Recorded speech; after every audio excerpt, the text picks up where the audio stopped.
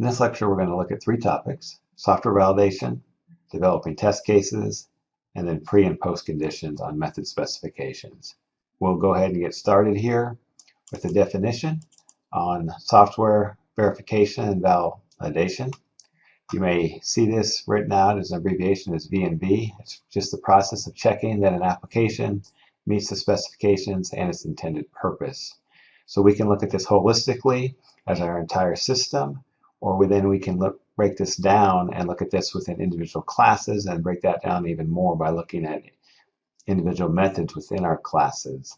All this relates to the idea of QA, or software quality assurance, making sure that our software is a quality product, and then that there are methodologies in place to ensure that we're producing software that is both correct and reliable. So what's the motivation behind this? First off, there's just the frustration factor. If we've ever used a program that has a bug in it or it's crashed for whatever reason, it's very easy just to dismiss that program or want to put it up. We want to make software that's not frustrating to use. Now, the second aspect of this is that there's a cost of software bugs.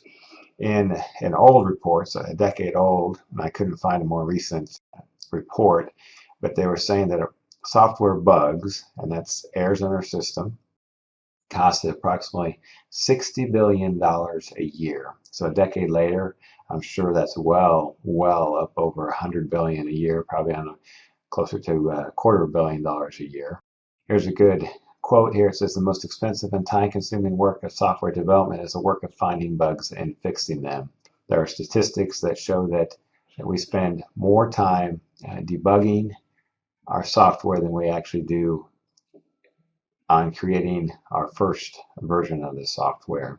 The reason we want to go through this verification and validation process and learn how to develop good test cases and catch our bugs early on is because the later that we catch a bug, the more that it's going to cost us. I've got links here in articles that reflect that. Validation and verification of our system is vital for systems where the consequences of failure are very severe. So this could include like defense systems, surgical guidance systems, transportation systems. There are some examples of this. An infamous one is the Theric 25. It was a radiation therapy machine. Due to a bug in that, it actually gave overdoses of radiation to several people, but it killed at least 5 people. The Mars Polar Lander was lost back in 1999, so there's our tax dollars at work, and we lost millions of dollars there. There's an example of the Toyota Prius, and due to a bug there, that the engine would stall and the warning lights would come on. And I provided a link here, some of history's worst software bugs. Because of that, of course, the government tries to help oversee this for systems that are critical like this. And so like the FDA has gotten involved, and they've developed some principles of software validation to help in this particular process. Now, when we're starting to look at verification and validation, these relate to some various software qualities. These include whether our software is correct, reliable, and robust, and we'll look at these in a little bit more detail in the next slide. But also, is our software efficient? Is it user-friendly? Can somebody come up to it that's new and know how to use it? If somebody's an expert, does it help them do things that they do a lot in an expeditious manner? Is it maintainable? We know that our software is going to have to evolve over time due to changing needs, so we're going to be able to have to come in and change the functionality. And then even with the best QA processes in place, there are going to be bugs in our system. We're going to have to come back and fix those bugs. So how repairable is our system? Is it easy to maintain overall? And then if need be, is it portable to another system? Now, looking at those first three in terms of correctness, we're strictly looking at here, does the program do what it's supposed to do? And robustness is, how does my application behave in adverse conditions? For example, what happens if the user is supposed to enter a number and they enter an alphabetic character? Is it going to crash? Is it going to tell the user that they had invalid input? What happens if I've got an application that needs access to the internet and I've lost that connectivity there. What is my program going to do? And then, is it reliable? Can a user depend on the software? Is it going to behave consistently each time I use it? So now I want to go on and actually look at a code snippet here. Here's this method. It's called compute and get tax credit, which is going to be based on the number of dependents that you have. So I ask the question, is the following code correct? Now we can come down here and look at each line and see that it's syntactically correct. This code is going to compile. We don't actually know it's correct because we don't know what the method is actually supposed to do. So just because we can look at code and it compiles, that does not mean it is correct. We have to know what it was supposed to do. So this is where our specifications come in. So this states specifically what needs to be accomplished. This is our set of requirements, both for, it could be for a class, it could be on the method level, it could be on the application level. It's important that our specifications clearly state what needs to be accomplished. If they're not clearly stated, then it's hard for somebody else to come in or you to come in and verify that your method, your application, or your class is working correctly. So if in our specifications it states what is supposed to be accomplished, that can be external to our project, where it's saying what our application is supposed to do. But as we're writing our classes and our methods, we need to then come in and have method specifications that is going to state what's the requirement of each method that we write. And so we do this in what's called a method specification, a section of code, or you may hear this as a comment header for a method. In this method specification, we're going to have a short description of what the method is supposed to do. We will have preconditions and postconditions. Preconditions state what must be true when we call this method. Postconditions say what will be the result of this method being executed. How does the state of the object change after we execute this method? I'm going to discuss both the precondition and the postcondition in a little more detail near the end of this lecture. And then we have a description of any parameters that this method takes. And then if applicable, if it returns something, then we'll have a description of what it returns in that return statement. This particular format here is the format used by JavaDoc. What happens that for any of our public methods, that when we write a method specification using the JavaDoc header style, that will then show up in our API documentation, and it will show up through our context sensitivity as we're writing our code in most of the IDEs. So we can get a short description of the method when we're calling it, and what it requires, and a description of the parameters. So there's a specific style to this, and that's why we have tags like @param and @return. Then if we want some other formatting in here, this P here, you'll recognize from the web class, is a paragraph mark, so we can just get a little bit of formatting in there. Please note that for our method specifications, we just need this for our public methods. Our protected and private methods, we do not need to have this method specification header here. But what we do still need to do when we write public and private methods is to still write self-documenting code and still write clean code for those methods so somebody can understand what our protected and private helper methods are doing. If we bring in our method specifications for this compute and get tax credit method, we can ask ourselves, is the following correct?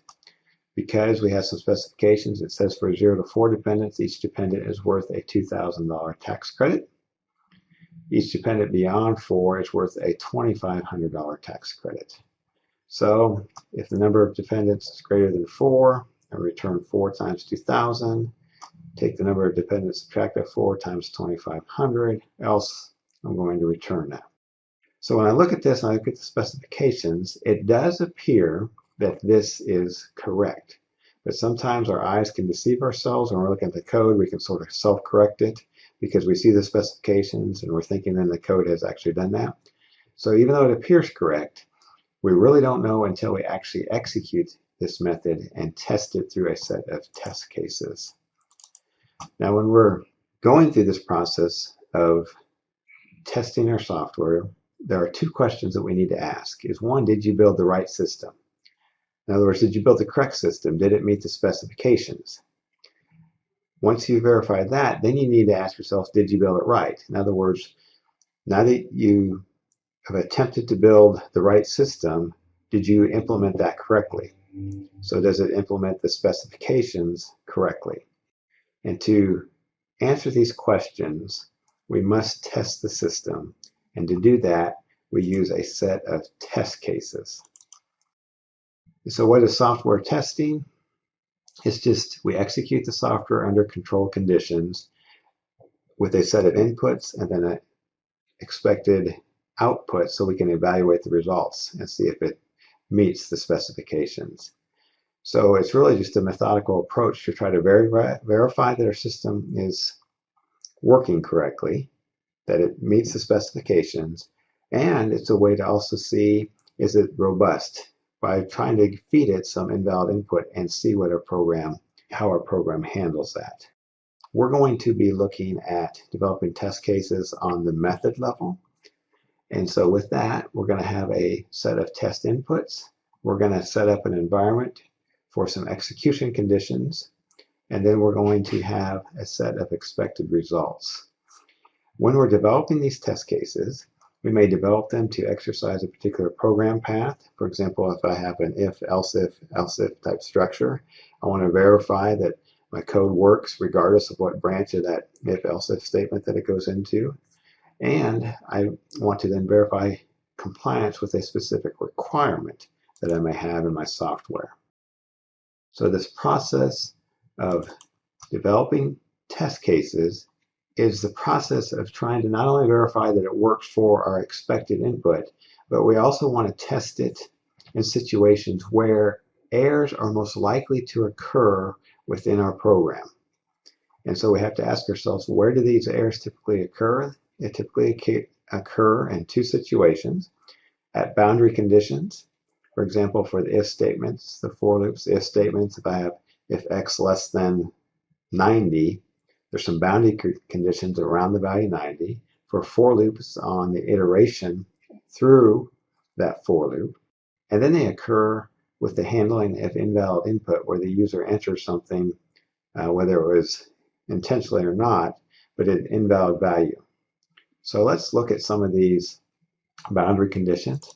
For example, for the if statement, if grade is greater than or equal to 90, the boundary conditions are just under the boundary, so that's going to be the value 89. At the boundary, it's going to be the value 90 and just over the boundary. So we're trying to go below the boundary, just below the boundary, at the boundary, and just above the boundary. So if I have here, if weight is greater than 50, my boundary conditions here from dealing with integers is going to be 49, 50, and then 51. For this statement, since I've got this conjunction here of an and, my boundary conditions are going to be 9,999, 10,000, and 10,001. More boundary conditions, because I've got the two ends of the spectrum here. I've got 19,999, 20,000, and 20,001. So those are some examples of our boundary conditions if we're checking in some type of if-else structure. Now for loop boundaries, we want to test it to verify that everything's going to work okay if we execute and iterate through our loop 0 times, just 1 time, and then more than 1 time. So I have some examples here for boundaries for for loop. So here I got for int I equals 0, I less than size. So what are the boundaries for testing this loop? I want to think of how to execute it 0 times. So I want size then to be 0. How do I execute it? Just 1 time. So then I want size just to equal 1, and then more than 1 time. Here I can just pick some typical value. For example, I could pick 2, I could put 10, just something to make it iterate more than 1 time. In this example here, we have a for each statement where I'm iterating through an array list. So to have it iterate 0 times, I'd have the array list be empty. 1 time, I'd have my array list just that 1 element in it. And then to do more than 1, I'd put 2, 5, 10, etc. elements into my array list. Usually we just need to go just at 2. We don't need to go to excessive when we're testing for more than one iteration through our loop. I've got another example here on range validation where we want to enter a value between 0 and 100 inclusive. So we've got a lot going on here. We've got a loop, and then we have an if, else statement here. The first thing I need to develop is a set of boundaries for my if, else if. So my boundaries are going to be like -1, 0, and 1 for the grade less than 0. Else if grade greater than 100, my boundaries are going to be 99, 100, and 101. That's going to check my if, else if boundaries, but when I come back here and check about what about the boundaries for checking the loop iteration, what I need to do here, well, we can't make this loop execute just 0 times because it's set up while true, no matter what, it's going to execute this once. Now, to check this to see if it's going to execute just once okay, I can have a valid input, for example, like 90. And that's going to come in here. When it's a valid, then it should drop out. Now I want to check if it's going to execute more than once. So this is where I'm going to have come in here and do like a -1, a -1, -1. So it's going to we're going to make sure that our looping construct loops the correct number of times. Now the next thing I want to look at is what are our boundaries for list processing. So we're going to look at the example where we have a list of numbers and we want to find like the minimum element in that list of numbers here. So anytime we're doing list processing, we should always test our code with an empty list, because a lot of times if we have an empty list, something bad can happen. So we want to verify that our program will not crash if we pass in an empty list.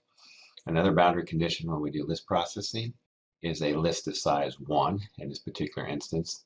Then the only element in the list should be the minimum value that's returned.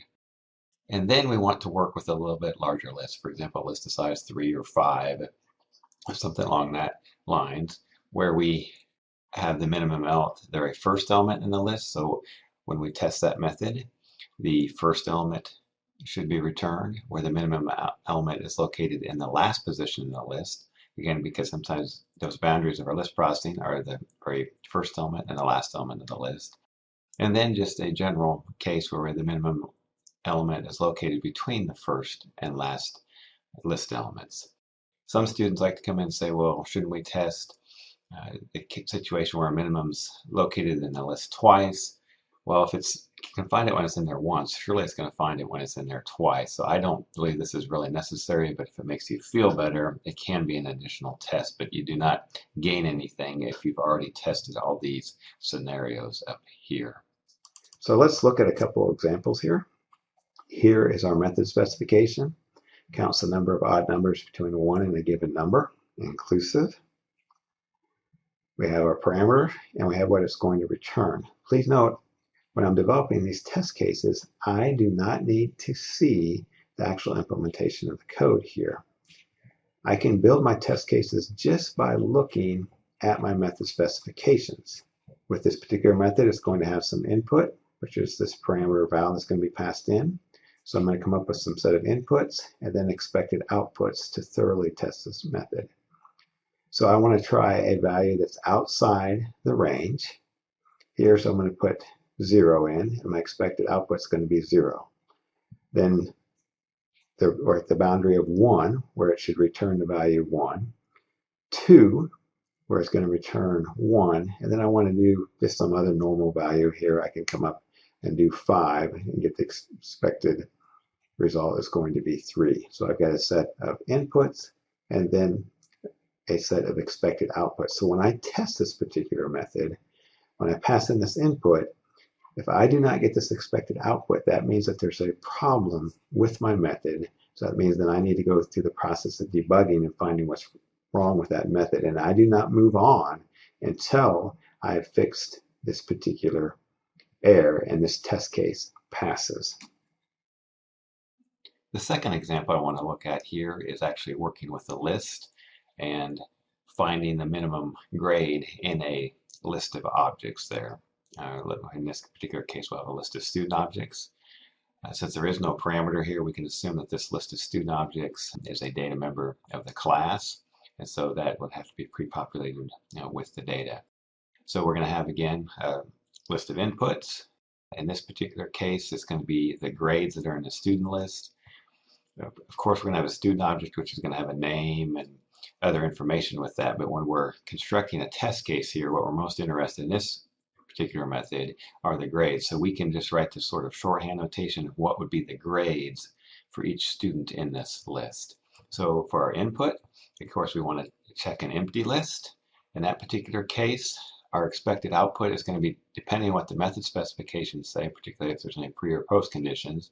But that's either going to be some type of sentinel value, in other words, indicating that there is no minimum in the list because the list is empty, or our method could end up throwing in an exception and we could be expecting that.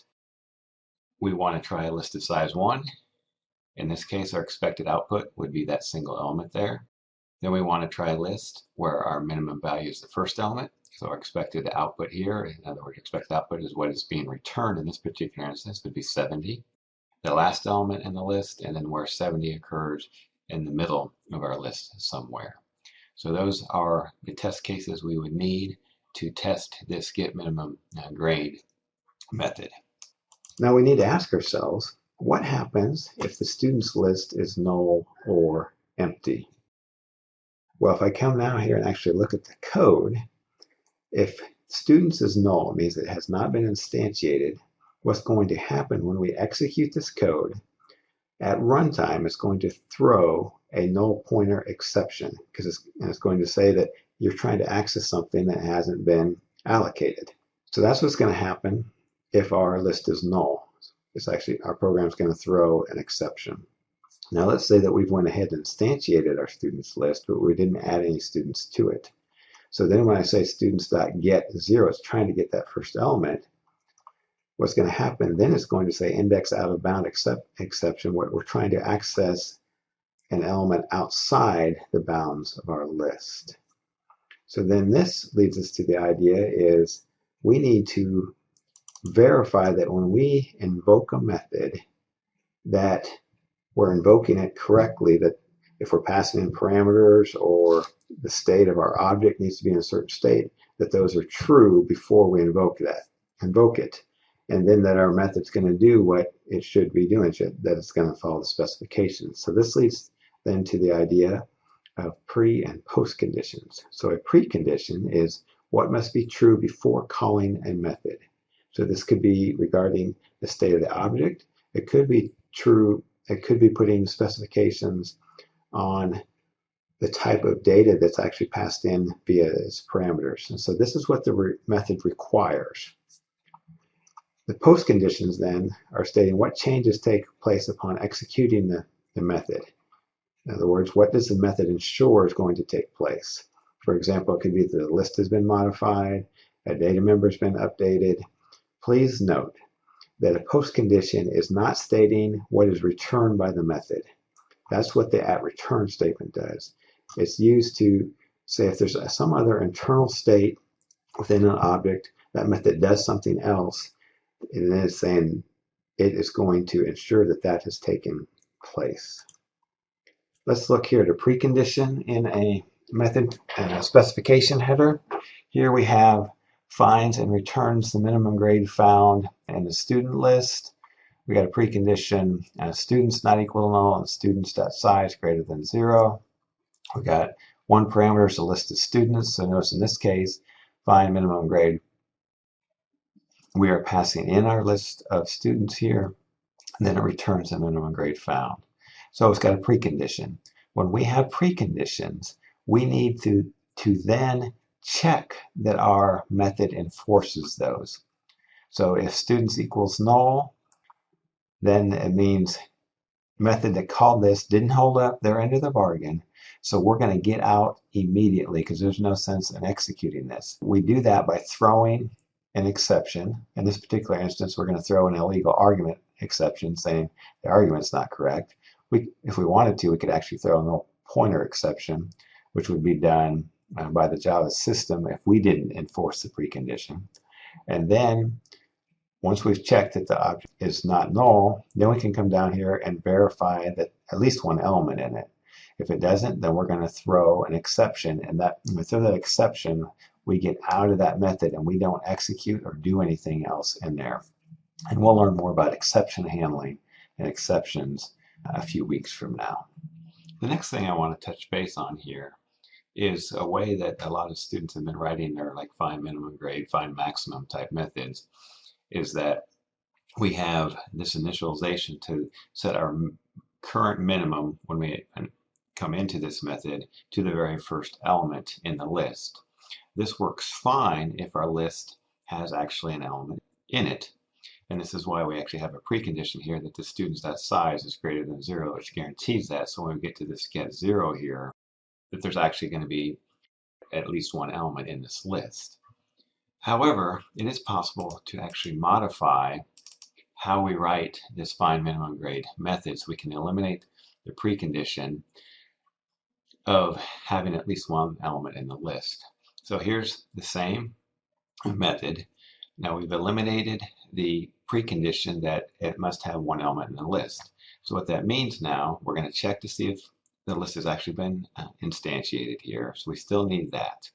But in this particular instance, we can change our initialization condition to set our current min here to equal integer max value. You can do this for doubles or whatever here.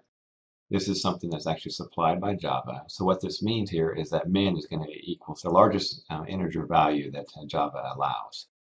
So then when we come in here and we loop through our list of students, the very first student that we encounter here is guaranteed to be less than this, and so it's going to initialize the min. So this would then go through and iterate through and find the min and return the min. In the instance where we pass in a list that doesn't have any students in it, the min is going to be set to the integer max value. We will not execute this for loop because there's not any students in this list. And then what we're going to end up returning is integer max value, which is going to be the sentinel value. So we know that if we ended up calling this method and it returned integer max value, that there weren't any elements in the list. So this is probably a little bit more robust and a better way to write searches where we're finding minimum and maximum type values. The next thing that I want to do is actually look at some pre and post condition examples and method specifications from that Shape World project, which we've been working on in the last few homework assignments. So I'll bring up the Shape World project here, and we're going to look at the shape class. And so we come down here and we'll go ahead and come to our first constructor here. And here's our default constructor. We can define a precondition just by adding the word precondition and post condition. Again, we've got some HTML formatting tag here, so you just put some spaces in our documentation is generated. In this particular instance, when we're actually creating a shape, there's nothing that needs to be true before we can call the shape constructor. So we're not instantiating that. Therefore, we can say preconditions none. And so if there's nothing that needs to be true for any public method that we're calling or any constructor that we're calling, then we're always going to add the precondition none. Now what happens in this particular instance, this comes in here and takes our location data member here and instantiates that to a new point. And in doing this, it sets the point's location to 0, 0. So the post condition is actually saying get location equals 0, 0. Our post condition must be defined in terms of the publicly available methods of the class. So get location is actually, if I scroll down here, it's a publicly available method. And so a post condition is saying what is available publicly. If I call get location after instantiating with the default constructor, it's going to return me 0, 0 for that point value. So again, post conditions must be defined in terms of the publicly available methods. It's saying if I call this method, what is going to be returned by that particular method. If we come on down here to the next constructor here, we've got a precondition, and there's a lot that's going on in this precondition. It's saying the location is not equal to null. The x and y values must fall within a particular range. So in this one, when we have a precondition, we need to enforce that precondition within our method. And what we do is we call like an early failure. If the precondition's not met, in other words, you didn't hold up your end of the bargain when you called this, we're going to get out immediately and let you know about that by throwing an exception. So here we're going to say if the location equals null, that means you didn't hold up your end of the bargain, so we're going to go ahead and throw an illegal argument exception and let you know what that is. Then we got some other preconditions. The x value must be between 0 and the width of the world. So we check if that location's x value is outside of that. If it is, we throw an exception. And the same thing with the y value. So when we have preconditions, we enforce those the very first thing in our method before we actually have the code that actually does what the method is supposed to do. And then again, our post condition here has got to be defined in terms of a publicly available method of the class. And so get location, that after we call this, what's this going to equal? It's going to equal location, which is the parameter value that we passed in to this method. If I come down and let's look at another example here. All right, let's look at the get location method. And here, if I have a shape object, there's nothing that needs to be true for me to be able to call get location. In other words, nothing's bad is going to happen if I call get location after I've instantiated some type of shape object. And so we can say precondition is none, and we know that since we don't have any parameters, we're not going to have any preconditions on those. So if you do not have a precondition, you still need to put the precondition none on that so that people know that. Now notice in this one, there's nothing that changed the state of my object, so we're not going to have a post condition. My rule of thumb is that if you don't have a post condition, you do not need to put the post condition none on there. That's just implicitly implied. But we do need to say precondition none, just because that shows that you've at least thought about pre and post conditions. All right, the last example that I want to look at here is where you have updated a value. And so what we've got here, we've got the moveX method where we're going to pass in. We're going to say there is no precondition. The way this was originally set up is that an object could move outside the bounds of the world. So there's no precondition on the state of the object nor the x parameter. But after we call this method, the location is going to change. So we can signify by saying that the getLocation.x is going to be modified by the value of the parameter passed in. So you can see notation like this, getLocation.x plus equals x. Or another way that you may see this is getLocations.x. Instead of doing this plus equals on here, it equals location.x equals getLocations.x previous value plus x. So there's a couple different notations.